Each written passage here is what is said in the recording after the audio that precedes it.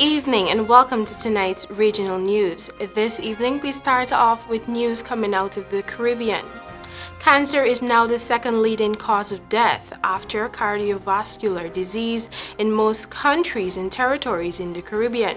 That's according to a recently published paper, Cancer Control in the Caribbean Island Countries and Territories, Some Progress, but the Journey Continues, co-authored by Senior Technical Officer for Non-Communicable Diseases at the Caribbean Public Health Agency, Dr. Glenys Andal. The paper notes that cancer causes a fifth of deaths in the Caribbean region and its incidence is increasing. It further notes that providing comprehensive and locally responsive cancer care is particularly challenging in the Caribbean because of the geographical spread of the islands, the frequently under-resourced healthcare systems, and the absence of a cohesive approach to cancer control. In many Caribbean countries and territories, cancer surveillance systems are poorly developed. Advanced disease presentations are commonplace, and access to cancer screening, diagnostics, and treatment is often suboptimal,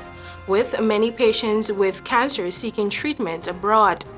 The paper highlighted capacity building across the cancer control continuum in the region is urgently needed and can be accomplished through collaborative efforts and increased investment in healthcare and cancer control. The authors lamented that the grouping by policymakers like the Pan American Health Organization of the Caribbean region with other larger nations in the Americas means the cancer control issues in small islands are often overlooked and downplayed. It said that even if cancer incidence remains stable over the next 2 decades, demographic changes will result in a projected cancer burden of 160,564 new cases, an increase of 55%, and 101,693 deaths, an increase of 67% between 2018 and 2040. A former Jamaican farm worker who says he developed a severe illness while working in Canada is seeking compensation for his injuries and for funds expended in relation to his participation in the program. According to Courtney Thomas, he was forced to work in adverse conditions on a strawberry farm, which led to him developing pneumonia. He said he started working at the farm on July 5 and became sick 3 weeks into the program. The Kingston resident says he was given unpaid leave from work to recover. According to him, when he relayed his health issues to his supervisors, he was told he had to wait until the following day to receive a health card, as going to a doctor without one would be too expensive for the company. His wait was, however, cut short as he said that night he had difficulty breathing and had to be rushed to the hospital. He said the doctors informed him that he contracted pneumonia and sent him to purchase a specific pill, but even after using that pill, he was still feeling pain.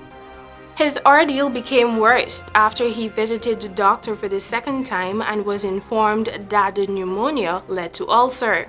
Because of his inability to keep up at work, his supervisors complained about him being too sick and told him he would have to return to Jamaica. He returned home on July 31. He says the situation has gotten worse as he still suffers from pain. And finally, news coming out of Trinidad and Tobago. A police officer attached to the Emergency Response Patrol in Tobago has been arrested by police on an outstanding warrant. Woman Police Constable Corita Dalrymple, 26 of Belmont Road, Mason Hall, Tobago, who was approximately 3 years' service, was arrested on Monday night on an outstanding warrant for the possession of marijuana for the purpose of trafficking.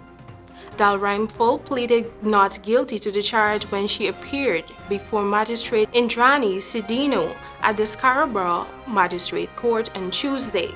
Dalrymple was arrested at her home in July 2018 when a quantity of marijuana was found at her Mason Hall home.